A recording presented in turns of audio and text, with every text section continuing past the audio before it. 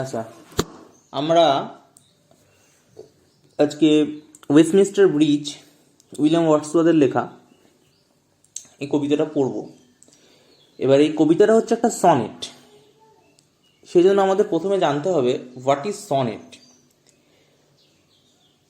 Sonnet কি, সনেটের ভাগ কি কি রয়েছে, সনেটের বৈশিষ্ট্য কি কি রয়েছে, সেগুলো আগে আমরা জানবো। আচ্ছা, the term sonnet is derived from the Italian sonetto, which means a little sound. তাহলে সনেট, SONNET, সনেট শব্দটা এসেছে ইটালিয়ান শব্দ সনেটো থেকে, যার মানে হচ্ছে a little sound. Sonnet is a 14 line poem, 14 লাইনের কবিতা হচ্ছে সনেট। তাহলে এক একটা বৈশিষ্ট্য ভালো করে খেয়াল করো। সনেট কি হবে? 14 লাইনের কবিতা হবে। Fixed rhyme scheme with iambic pentameter.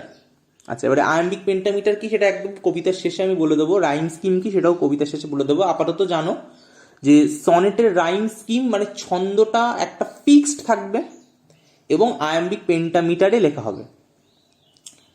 It was invented by the Italian poet Giacomo da Lentini, 13th century poet.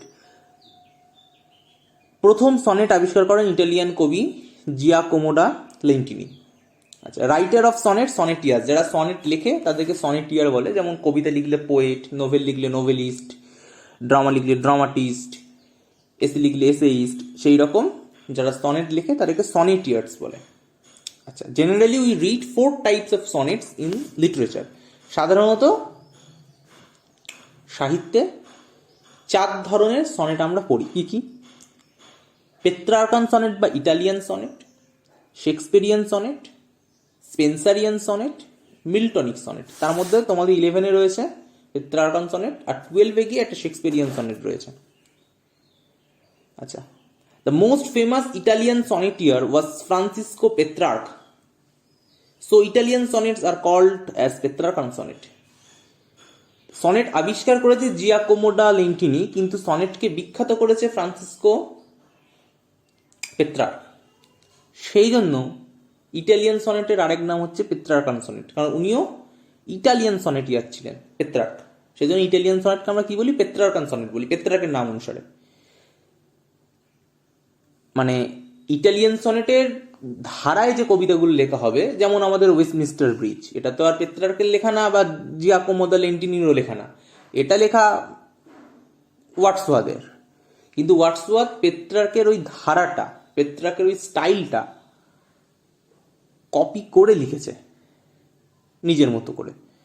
সেই জন্য মানে যেহেতু স্টাইলটাকে ইমিটেট করেছে, সেই জন্য এটার নাম হচ্ছে ওয়ার্ডসওয়ার্থের সনেট। ওয়ার্ডসওয়ার্থিয়ান সনেট নয়, পেত্রার্কান সনেট বা ইটালিয়ান সনেট।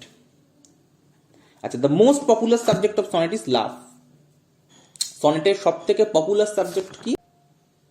আচ্ছা, এবার আসা যাক ইটালিয়ান সনেট বা পেত্রার্কান সনেট, কারণ এইটাই তোমাদের সিলেবাসে রয়েছে। খুব ভালোভাবে বুঝবে, তাহলে কবিতাটা বুঝতে পারবে যে ইটালিয়ান সনেটে 2টো ভাগ থাকবে, বা পেত্রার্কান সনেটে একটা হচ্ছে অক্টেভ আর একটা হচ্ছে সেস্টেট। 14 লাইনের কবিতা হবে সনেট, প্রথমেই বলে দিয়েছি। প্রথম 8টা লাইনকে বলা হবে অক্টেভ, লাস্ট 6টা লাইনকে বলা হবে সেস্টেট। টোটাল 8 আর 6 14। প্রথম 8 লাইনে কি থাকবে? Introduction of problem, desire, situation, conflict. Conflict মানে দ্বন্দ্ব। প্রথম 8 লাইনে একটা কোনো সমস্যা বলা হবে, বা ডিজায়ার বলা হবে ইচ্ছা, বা কোনো সিচুয়েশনকে তুলে ধরা হবে, বা কোনো কনফ্লিক্ট দ্বন্দ্বকে তুলে ধরা হবে। এবং শেষ স্টেটে কি হবে? লাস্ট 6 লাইনে একটা সলিউশন দেওয়া হবে। আচ্ছা, মাথায় রাখবে এটা কিন্তু অ্যাকচুয়াল ইটালিয়ান সনেটের মানে স্টাইল। এবার আমরা যে কবিতাটা পড়বো সেটা কিন্তু অ্যাকচুয়াল ইটালিয়ান সনেট নয়, সেটা ইটালিয়ান সনেটের স্টাইলে লেখা, যার ফলে আমরা সব কিছু ওয়েস্টমিনস্টার ব্রিজ এরকমভাবে খুঁজে পাবো না যে প্রথম 8টা লাইনে প্রবলেম তারপরে সলিউশন, এরকম পাওয়া যাবে না। কিন্তু আমরা যদি অ্যাকচুয়ালি পেত্রার্কান সনেট বা ইটালিয়ান সনেট পড়ি তাহলে এইগুলো পাওয়া যাবে। আচ্ছা, রাইম স্কিম কি? এই রাইম স্কিমটা তো আমরা অবশ্যই পাবো, একদম ফিক্সড রাইম স্কিম। অক্টেভের রাইম স্কিম হবে A B B A B B A, আর sestet CDE CDE or CDC DCD. এটা কবিতা পড়ানোর পরে বলে দেবো। তারপরে এটা খুব ইম্পর্টেন্ট বিষয়, এটা অনেকেই জানে না। The beginning line of the sestet is known as volta, মানে সেস্টেটের একদম শুরুর লাইনটা মানে 8টা লাইন হবে অক্টেভ, আর সেস্টেট শুরু হবে নবমতম লাইন থেকে, তাহলে এই নবমতম লাইনকে বলা হয় ভল্টা। ঠিক আছে।